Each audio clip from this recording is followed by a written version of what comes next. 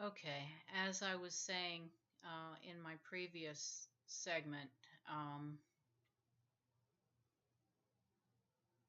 this neurologist, this male neurologist, I had just become fully aware that he was beating me with his hammer. Um, I was just shocked. I mean, I totally did not expect anything like this to happen going to the ER. I mean, the worst I thought that would happen is it would be boring. I didn't go thinking that anything this strange or terrifying would happen to me.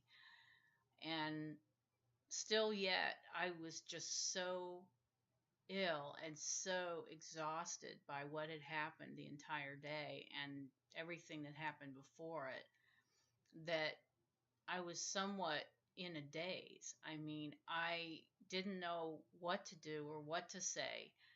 All I knew is that he and the ER doctor and the female resident were all in there with me, and yet the two females were doing nothing to intervene. They didn't tell him to stop.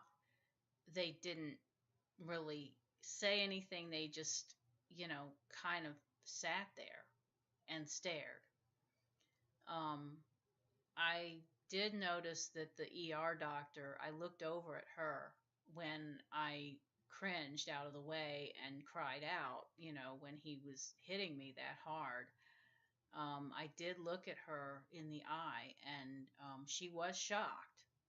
I could tell that she was aware fully of what was going on at that point. And I don't know at what point she realized that it crossed the line from roughness to out and out abuse, but at some point she clearly did, from the look on her face. But she didn't make a move to stop him. She didn't say anything to him. She just stood there. And the female resident didn't say anything either. And I was just flabbergasted, and I just kind of froze. I mean, that's the best way I can describe it. After I jumped out of the way and cried out, and said, "Ouch!" I I just literally didn't know what to do. I wasn't sure, because of the fact that neither of the two women had intervened. I really felt out of my element. I thought, am I going to have to fight this man physically or what? I mean, is he going to stop or is he going to keep going or what? I mean, I didn't know what to think. I was just totally floored that this would happen. And, first thing I thought was, why? Why is he doing this? I don't understand. That was all I could think at that moment. Why? Why is he hitting me? Why is he hurting me? I just came into the emergency room, just like any other patient. And then I thought, well, this ER doctor said everything would be okay and that he wouldn't, have a problem with me or anything like that. And yet it seemed like he was really angry or something. I just couldn't make sense of it. And I really didn't know what to do at that point. And I didn't know who to go to. I didn't know who to turn to. I didn't know who to trust. Because, like I said, the two women in the room with me who witnessed it, neither one of them stepped forward to tell him to stop. And it was only when I yelled out loud that he stopped, because I guess he thought better of himself, and I guess maybe he thought he didn't want to take the chance to go any further because maybe at some point one of the women might intervene and they might say something, they might report it. Um, and But you know, I I just didn't know how to react, and I sort of went on autopilot at that point when that happened. Um, I mean, I was just so exhausted and I wasn't feeling well. And, I didn't want to do anything that was going to make it any worse for myself. So I tried to kind of, as much as possible, act like it didn't bother me too bad. I mean, it really did, but I was just floored. And I thought to myself, what do I do? You know, how do I handle this? And um, I I just kind of froze for a minute. And after he stopped, he started asking me, he started asking me these questions. And I think he was asking me some pointed questions before that too. But I just remember him, you know, asking me these questions about my hospitalization at Piedmont. And he then said something to the effect of, um, well, I read your records, and, what's your understanding of why you're here? And he was asking me these weird, kind of loaded questions, but I didn't have a good feeling about it. It felt like it was kind of a setup or something, especially after he did what he did physically to me. And he was asking me things like, well, your records, from Piedmont said they did everything in the book, and, every test there is, and they ruled everything out. They didn't just rule out ALS, they ruled everything out. And I knew that wasn't true because that was just the first round of gross tests that they do, to see if there are brain lesions or anything like really noticeable. And I knew that was just part of the process that they have to go through to rule things out. And then if they don't find the answer, then they have to do other tests beyond that. And that was what I had been told by the female neurologist at Piedmont, that's the preliminary test that they do. And then they recommended that I go somewhere more advanced for further testing. And so I tried to answer that question as best I could, just matter of factly to him, and explain that to him that, no, that's not all that they could do, that it's not every test in the world. That was the first round of tests, and they ruled that out. And then now, as far as, the major brain lesions that are really visible and all that, but that I was advised to go somewhere more advanced for further testing. And I was trying to get that arranged, but through my doctors. And So then he made a comment that, well, there's nothing neurologically wrong with you, something to that effect. And I said, I think you're jumping to conclusions. You know, and this was after he had, done he had done some testing with, during the neurological exam. He had tested my feet, and I had Babinski reflex in both feet, both lying down on my back and with my legs hanging over um, the bed. And he had asked me to walk a little bit, and I did that. And I had this backward jerking, which is one of the movements that I have. It's like if I'm holding on with both hands to I don't know how to explain it. If I'm leaning forward onto something and pulling myself up, that tends to sometimes elicit this backward jerking, sudden backward jerking, almost like back arching kind of movement. And he seemed to have a very cynical view of his interpretation of that exam. And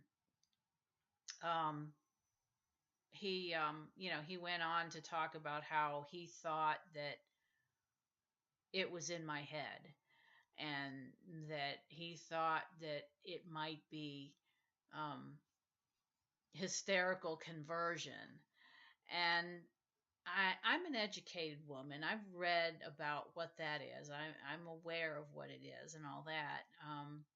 But I'm educated enough to know that that is not my particular problem. Because number one, a lot of these things present when I'm asleep and they wake me up out of a sound sleep, generally with a conversion disorder. You have to be focusing on the movement or whatever the abnormal symptom is. Um, and generally it acts up when you're paying attention to it. With me, it's just the opposite. With a lot of my symptoms, they tend to present when I'm not paying attention. I could be doing something like I'm online right here with you, or typing a Microsoft Word document, or talking to someone, or whatever, and I'll have an abnormal movement when I'm distracted. And so that really doesn't fit the profile of somebody that has any kind of functional or hysterical conversion type disorder. So the etiology of it is very unlikely to be functional when it happens when I'm distracted by something else and I'm not paying attention to it. And actually, when I pay attention to it, it often gets better if I purposely focus on it. I mean, it doesn't go away, but sometimes it'll even lessen a little bit. But if I'm not paying attention and I'm paying attention, I could be doing anything, and some of these things will crop up. And they often wake me up out of a sound sleep. So they happen in my sleep, some of these things, and then that's what wakes me up. And so there are times when I'm not even conscious when they present, when they first start happening. When I start to notice them and they wake me up, and that's how I know I'm having it. So um, basically, this guy just purely based on the fact that they didn't find anything, you know, and absolutely diagnostic in the tests. Number one, he said that my EMG was clean. It wasn't. That was untrue. And in fact, they found some findings, although they sort of rounded, the guy that had done it just sort of rounded it up and said, well, it's normal except for these findings in the left leg. But nevertheless, there were findings in the left leg. Maybe the other things were normal. The other, and there again, they hadn't even done a full EMG. It was just one-sided, just on the left side. So I didn't even have a thorough one, and they found some findings there. But yet he lied to me. I didn't know this. I hadn't read the records until later, like 2 days later. But he lied to me and told me that everything was completely negative. And he really exaggerated that. And at the time, I didn't know, but, um, you know, that was what he said. And because I hadn't had a chance to read the records for myself. But then he went on and continued to push that agenda. And he was saying, well, I think since they didn't find anything ironclad, diagnostic, they didn't come out with a diagnosis after those particular tests, like the MRIs and the CT scans of the brain and that kind of thing, and that it must be something psychiatric. And I politely said, no, I think you're wrong. I know my body, and I know that's not the case. That I said, medical science doesn't know everything about the human body, and there are a lot of diseases that are difficult to diagnose. They take years to detect.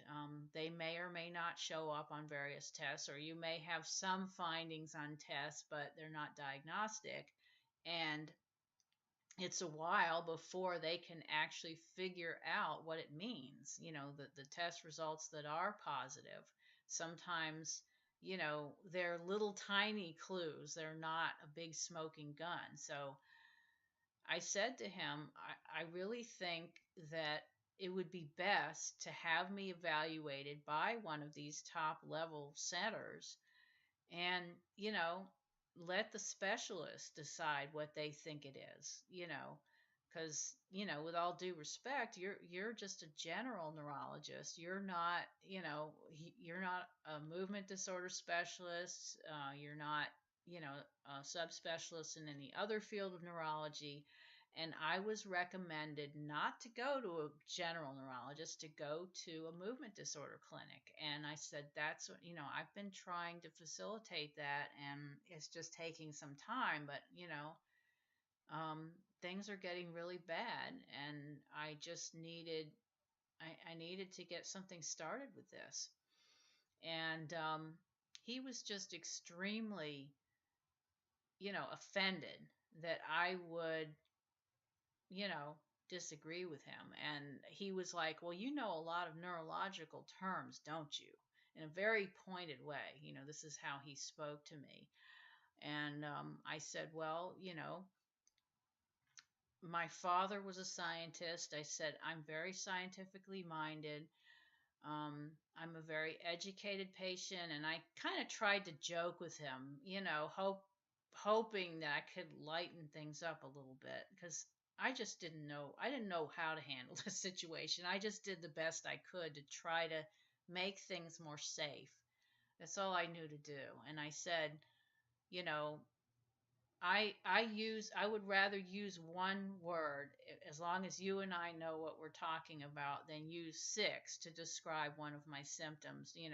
And he seemed offended by the fact that I was using the proper terminology for my symptoms and that I knew what these things meant, as if I was somehow out of bounds, to know this stuff, and that it was somehow, um, insubordinate. I guess that's the best word for it. That it was really insubordinate that I, as a patient, would actually know the proper terms for my symptoms and describe them like that, like using the word fasciculations or myoclonus or whatever. I mean, he literally was really noticeably pissed off that I, was that educated as a patient, and that, I was able to use those terms correctly for my symptoms. And I thought, why should I go into this long drawn out thing to explain to him, when I could explain to him in one word what these symptoms were that I was having, and he knew what I meant, and I knew what I meant, and it wouldn't waste any extra time.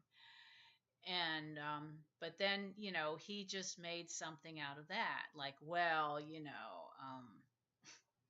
you just seem awfully concerned about your symptoms, and you seem to be obsessed with with this being ALS or something like that. And then I'm like, I said, well, I don't know. I said, it could be that, it could be something else, but that's just one of the things that was suggested. And I said, I didn't just pull that out of the air. I said, me and my primary care physician, when we were in the office, talked about that possibility, when we were discussing possible things that it could be, because, based on the symptoms that I was having. And so that was the thing that was most close to what my symptoms were like. And so we were discussing that. And so that was one of the things we were looking into. And I said, it could be that, it could be something else. I don't know, but we just need to find out what it is. And this, even after he had been abusive physically with me, I was trying to reason with this man, because I figured maybe if I could somehow talk him down, that he wouldn't hurt me again, or that maybe somehow I could just get him to see reason, and then we could, handle this the right way and everything, and get me back on track as far as my diagnostic process, and go to the next point. And so when I told him that I felt like he was jumping to conclusions and that, why don't we just see what the specialists think about it, and have me referred to the proper clinics for this, he was like, well, I don't really, know who to refer you to. And he asked me, what specialist should we call in? He said, I don't see anything neurologically that further that needs to be done, at least not here. And he said the man who is in charge of the ALS clinic at Emory doesn't come to the ER, so you'd have to do that on an outpatient basis anyway. And I said, okay, fine. And then he went on to say, he went back to the same thing about, well, I really think this is psychiatric and functional and all this stuff. And I said, no, you know, believe me, it's not. I said, there is something neurologically wrong. I said, we just need to get me to the right person who can identify what it is and put the pieces together. And I said, I would just appreciate being, referred to the proper department or other clinic, whether it's inside Emory or outside, so that I can do that. And he was like, Miss Carlington, Miss Carlington. He got very, very offended and huffy, and he was like, if you're not willing to discuss this, then I don't think uh, I don't think there's any point in continuing this conversation. And he got up like he was getting ready to walk out the door. And even after this man had beaten me and insulted me and gaslighted me, I turned and I shook his hand and I said to him, I don't mean to offend you. I said, I'm not trying to be difficult here. I'm just trying to explain that, this testing process has just begun. I mean, we really don't know what's wrong. And I said, I would appreciate it if you don't mention anything of this in my record, because I don't want to poison the well. That, I want other doctors to have their own opinion about this and not be biased. Because I said, you realize, don't you, that, anything like this, if you put anything like this, what you're saying to me in my medical record, that it could literally prevent me from getting the necessary care and treatment that could actually help me. And I said, it could literally, I said, I have doctors that I see here, and it could really hurt my doctor patient relationships.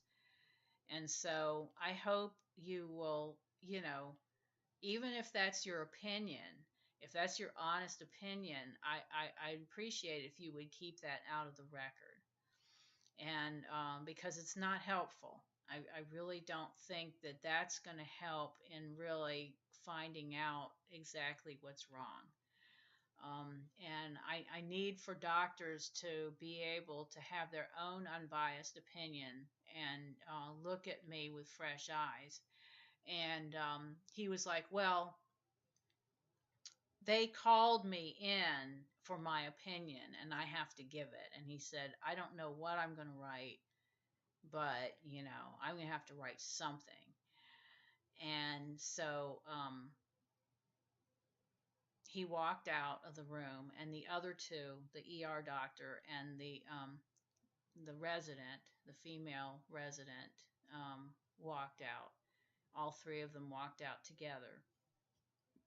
And I was lying there on my back and just completely flabbergasted at what had just happened to me. And I just was like trying to process it. I was just so exhausted. I just, you know, all I could do was just lie there and try to figure out what to do next. And so then just a few minutes later, in walks the female resident. and I was lying down flat on my back, with my toes pointing up in the air, and she comes around on to the left side of the bed, which was near where the doorway was. She came in the door and didn't say anything to me at first, but she plopped her butt down on my left foot as hard as she could. I mean, the way a kid will jump, bounce on a bed with his butt. That's how she did it. It was very obviously intentional, very deliberate. And again, I was like, ouch. I just cried out with pain because it hurt. And I thought back, and I thought I had seen an episode of House MD where he was trying to see if this guy that was faking a spinal cord injury was faking, and he took a syringe and stabbed him in the foot. And I thought, oh my God, this is what she's trying to do. And it struck me on an intellectual level, but there again, emotionally, I was just sort of flabbergasted. So I didn't react. I was processing very slow that day. And I got it intellectually what she was doing, but I was just there again. I was shocked. I didn't know emotionally how to react to that. And I was like, oh my, I just was like, what? I just was like, ouch, because I reacted to the pain because she sat on me really hard and it hurt and it flattened down my left foot. The only reason she didn't do any physical damage was because my ankle was rather weak in that foot. And so it just flattened out under her butt and, um, and um, it was just, like that. And then she pretended, as soon as she did it, she pretended it was an accident and said, "Oh, I'm sorry."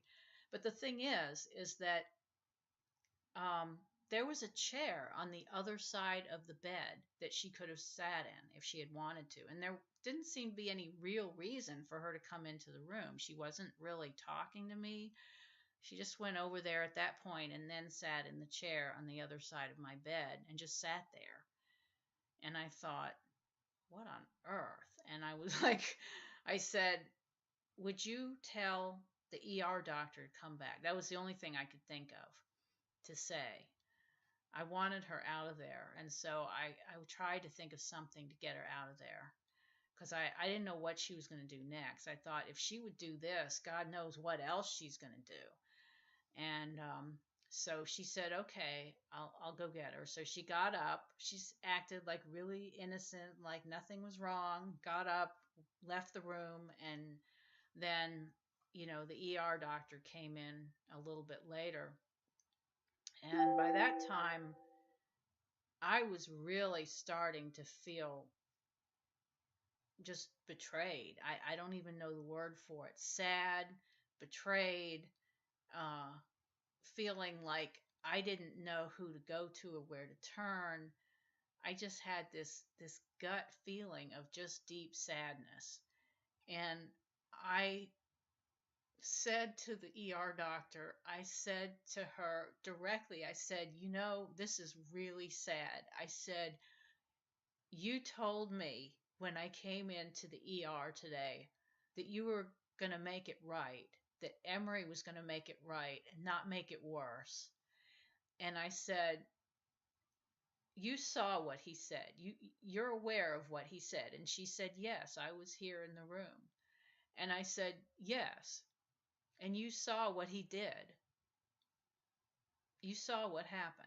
And I didn't say anything about the resident that had come in and sat on my foot because number one, I was so exhausted and I had this defeated feeling, just really, really deep sadness that this would happen and that these people would do this to me.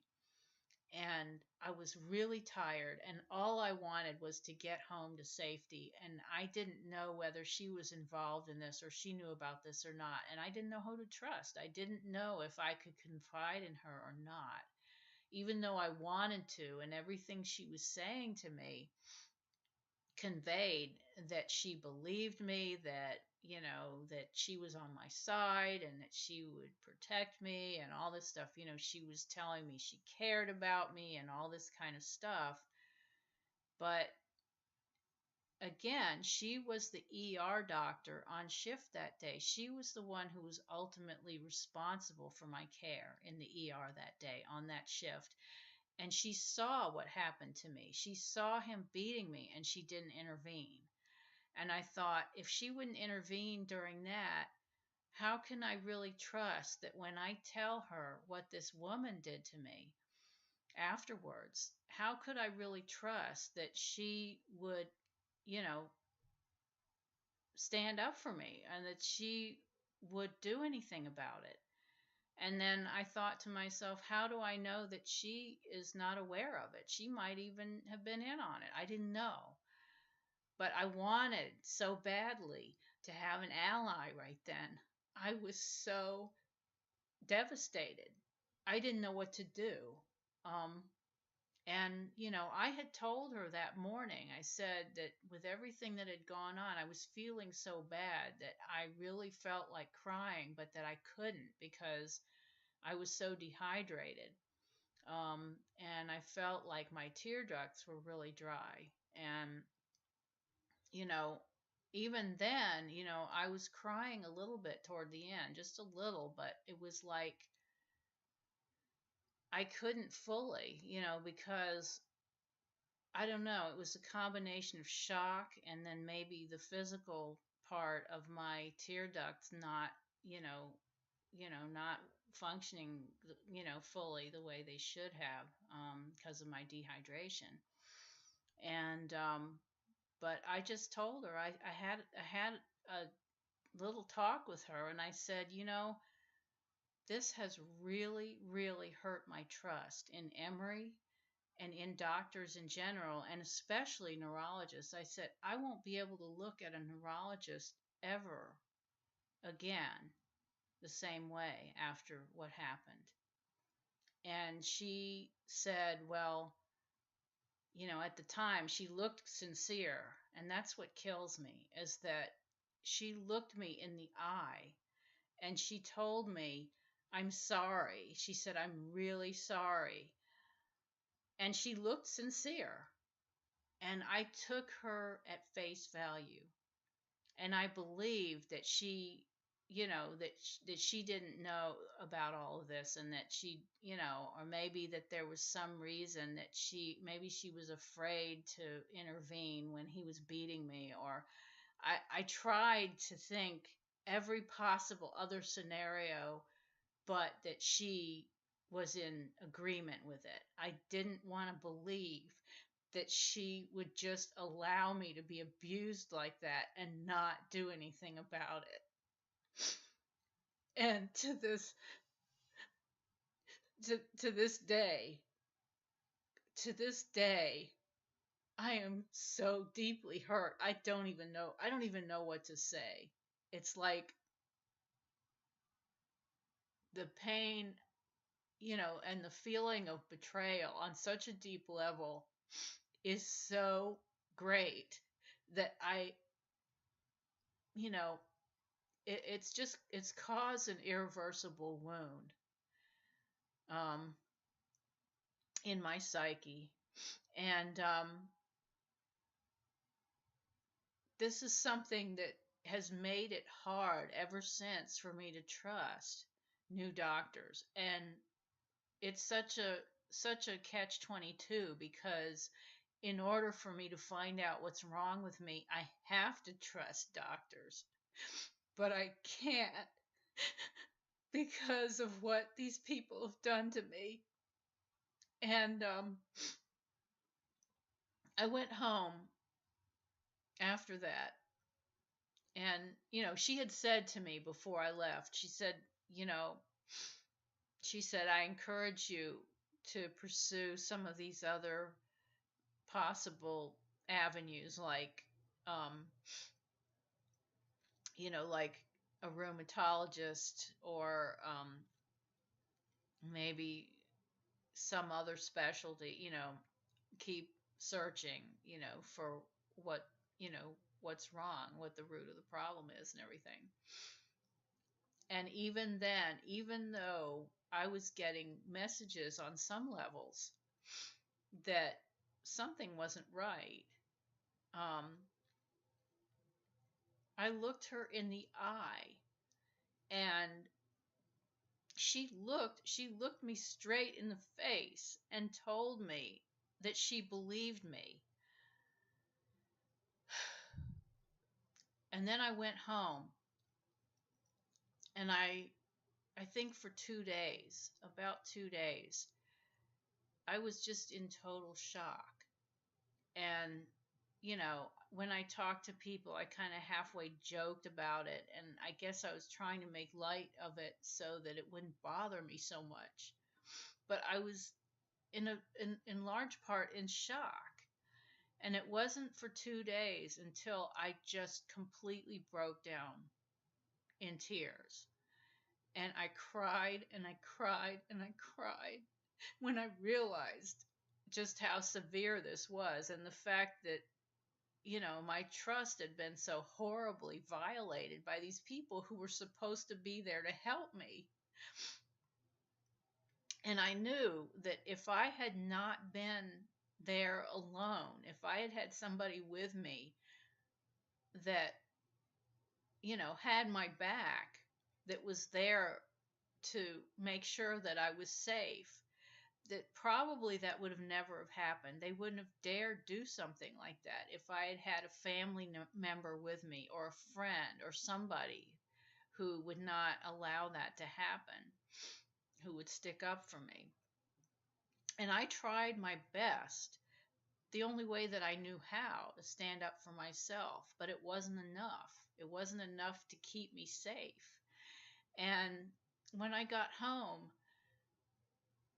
I started thinking more and more about, why it was that I was so vulnerable that day, and why I was only able to defend myself on a limited basis. It was like I just shut down totally. Like it got to a point where I couldn't ask for help anymore. When I pressed the buzzer, I couldn't ask anymore, and I just lay there, and I just hoped that that ER doctor would not let anything bad happen to me. That was the only thing I knew how to do at that moment. And I started some soul searching, and things started coming back to me about my childhood. And I realized that there were other instances like that where I thought the best of people. I trusted people, and they violated my trust. And sometimes I still didn't realize it. And that was when, I don't know, everything kind of made sense. And I realized, I guess, I don't know, it was over a period of time, maybe a period of a week or two, when it occurred to me that, and see, it wasn't until after I filed an internal investigation with patient relations with Emory that I found out that the ER doctor was the one that called him in. And apparently she was just playing good cop to his bad cop to try to make sure that I stayed there long enough for him to do whatever he was going to do. But, you know, I guess getting back to why I was so vulnerable in that period of time and comparing it with other instances in my life where I was vulnerable and didn't even, where I trusted people that I probably shouldn't have trusted. And I didn't pick up on the fact that they were not trustworthy. I started to become really aware. And I guess because I was ill, there were things in me, traits in me that started coming out that became much more obvious. that became much more obvious under that extra stress and strain of being physically ill. And it struck me that the reason for all of this, the reason that they misinterpreted,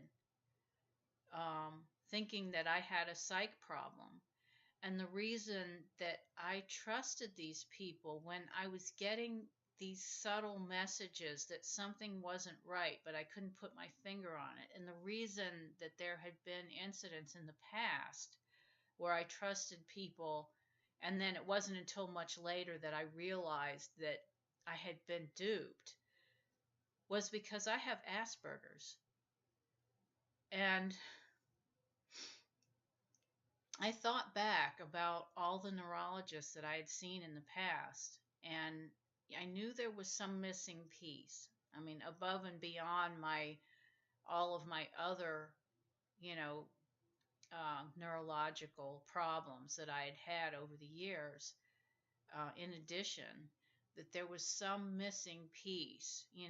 Why I had some problems with certain very specific things in school, and why um, I had just certain things about me that I couldn't fix, and why I really, you know, why I understood things in a different way from everybody else, and why people reacted to me in strange ways that I couldn't understand. And I even tried to clarify and still couldn't understand why things happened the way they did.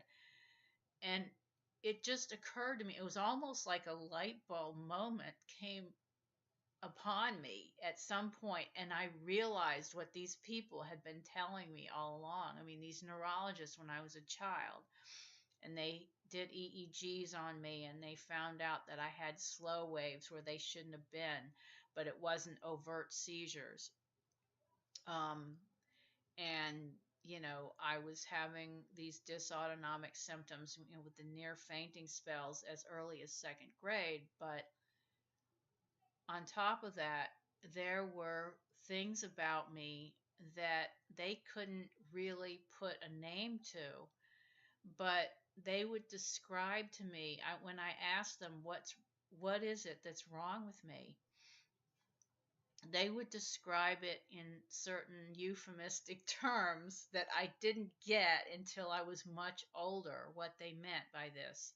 And it wasn't until this illness that it really hit me like a ton of bricks, that this was what they were saying to me. But they were telling me kind of between the lines. They had made comments to me several times when I was a child, when I was seen by a neurologist.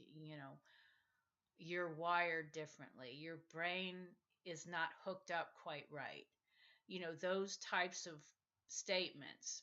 And then when I would ask, well, can it be fixed? Is there something that can be done about it? What do I do? And they would say to me, no, it can't, or I don't know if it can or not.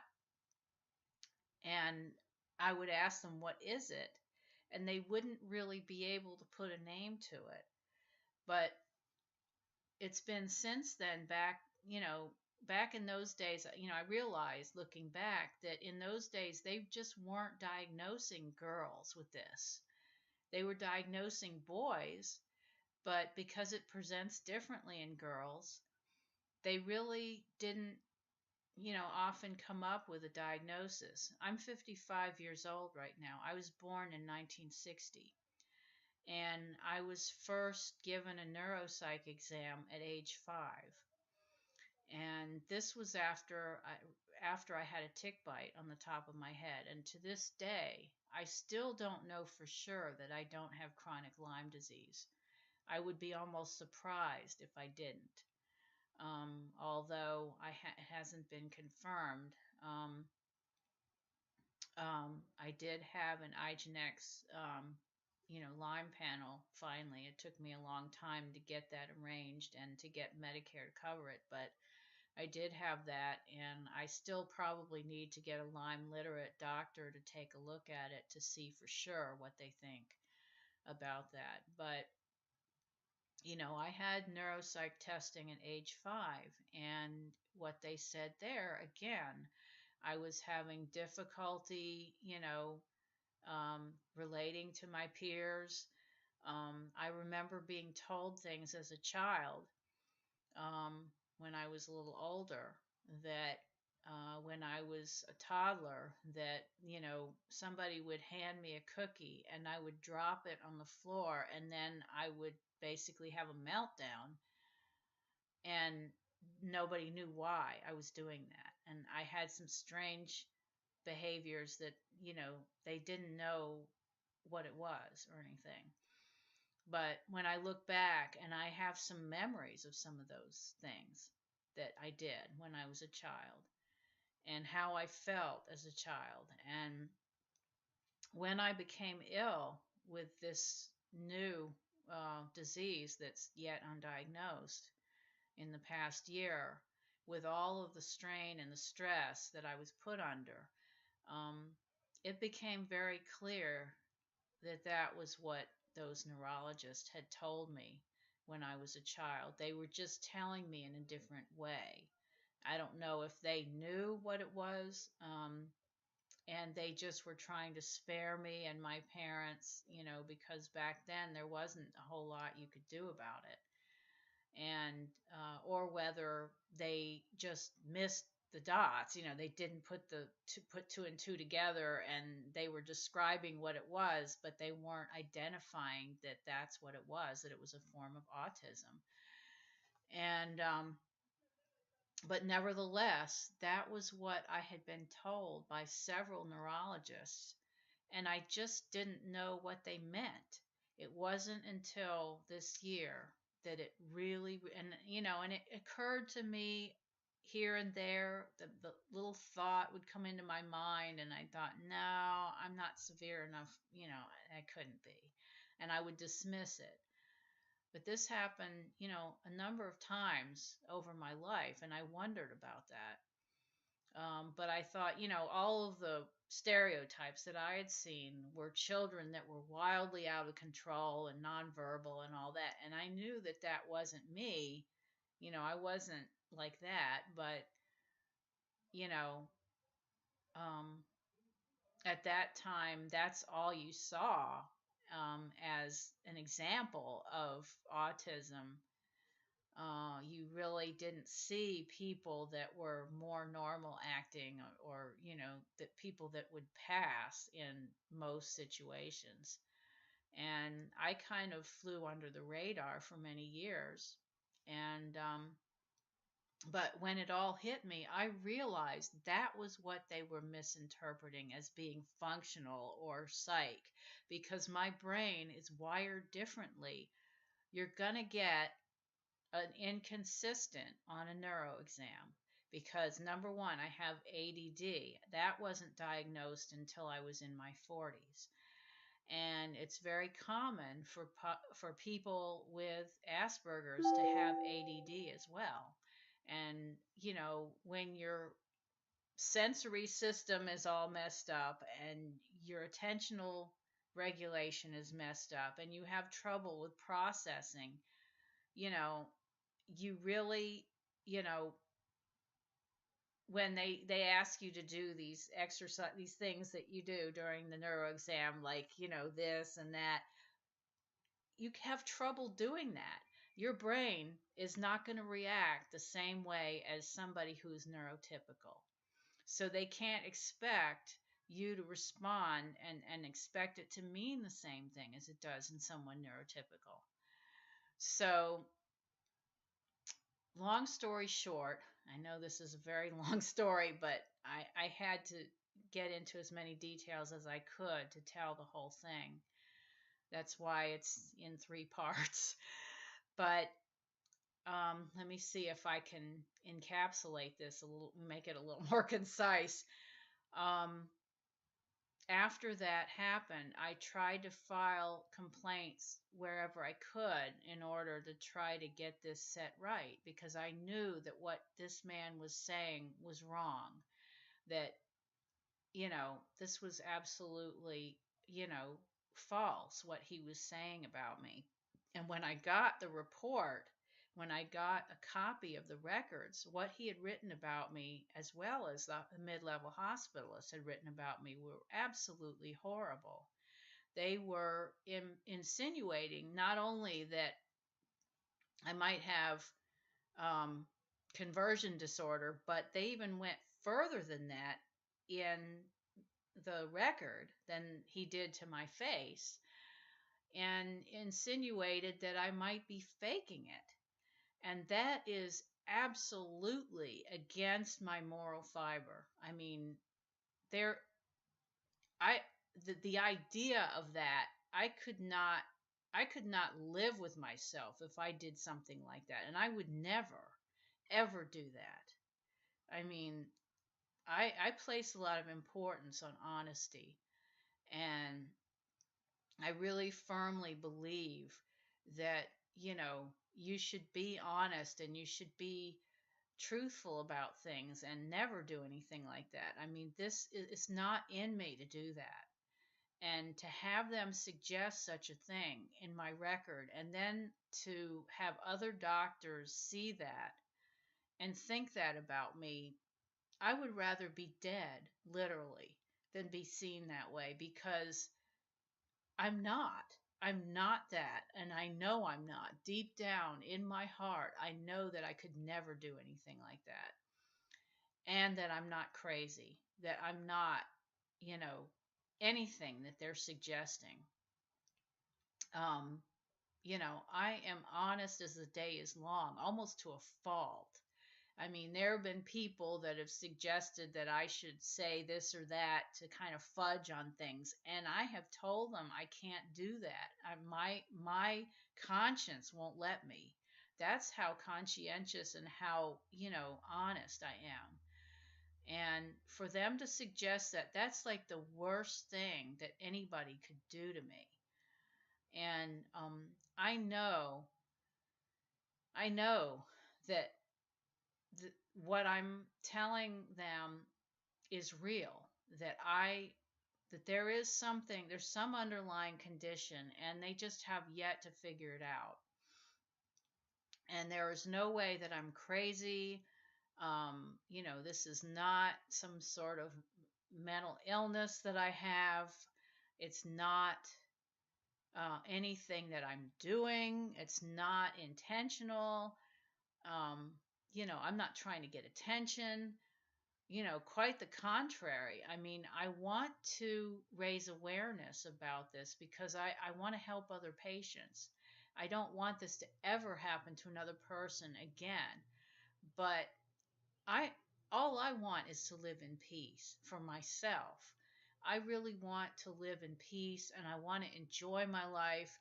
I want to be comfortable. I don't want to be in pain. I don't want to feel sick all the time. That's all I want. And all I want is for them to make this right. I want them to correct this and do the right thing by me, um, and the,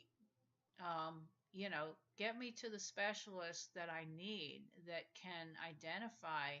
I mean, aside from the Asperger's, I know I'm going to probably need official assessment for that too. But I mean, it's so obvious that there's no doubt about it. But I'm going to do that because I don't want this to ever happen again. I don't want to be misinterpreted this way ever again. This is an absolute nightmare. It's horrible. It causes so much internal anguish in me that I don't even know how to express it. It's so huge and so massive that I can't even express it appropriately. Um, this is the worst thing that could happen in my life, and believe me, I didn't have an easy childhood. I didn't have those parents that go out and advocate for their disabled child. I didn't have those parents who tried to make my life easier and tried to accommodate me and tried to learn how my brain works so that I could, be as happy and comfortable as possible living with these limitations. I had to do everything myself. Um, so, um, I didn't have that. So I really have had to blaze trails from day one, ever since I was born. And then I was adopted, so I don't have a family medical history. I don't have any of that information. I'm Iroquois, and I was adopted during that time when, before the act was passed that protected Native American and mixed Native American children from unlawful adoptions. And my adoption was one of those that was very suspicious because the original birth certificate apparently does not exist. Because I went to the Pennsylvania, um, I guess it's the Department of Vital Records, and made a request in writing asking for my original birth certificate and to find out who my birth parents were, and it does not exist. So they're not sure whether I, in fact, was not born there, whether the records were destroyed, or whether they were never made in the first place. This was a complicated adoption. It went through two agencies, one in Baltimore, and I believe one in, I don't know, either in Delaware or Philadelphia. But I was in a children's home for 6 months before I was adopted, the first 6 months of my life. And, for those few people who do know my story, I haven't had an easy childhood, but let me tell you, anything that happened to me as a child pales in comparison to the past 7 months that Emory Healthcare has been harassing me, and um, I'm I've been made a victim of institutional bullying. Basically, that's the long and the short of it. They grossly mismanaged my care. As they saw that I was getting worse and worse and worse, they didn't route me to the correct referrals. They didn't expedite my testing and diagnostic process, and then I became severely disabled. And then I found out as time went on that this man who came in, and I call him the dark man in my blog. My blog is www.patientsrightsadvocate.com. So if you would, I would really appreciate it if you would come and subscribe to my blog, comment on my blog, comment on my videos. I really want to draw attention to this matter because I think there are a lot of patients that are going through what I'm going through, and they just probably didn't know how to make it as public as I'm making it, but I feel it's very important. But like I said, Emory administration, I realized over time that, this man coming in to the emergency room and abusing me was not out of the blue. He was sent by administration as an enforcer to try to get me to shut up. They wanted to silence me so I wouldn't tell about the fact that Emory medically neglected me, and they didn't take my illness seriously. And they thought that if they sent somebody like that in there that roughed me up just enough to send a message, but not enough to leave marks or bruises, that they could succeed in keeping me quiet. But they didn't succeed. And if it's the last thing that I do in my life, I'm not going to allow them to silence me because this is too important an issue. And I know there are other people with autism going through this. This is a systemic problem and it needs to stop. So please, everybody who watches this video, please write your legislators, share this video, share my blog, and please insist that Congress do something to enact legislation to protect patients like us so that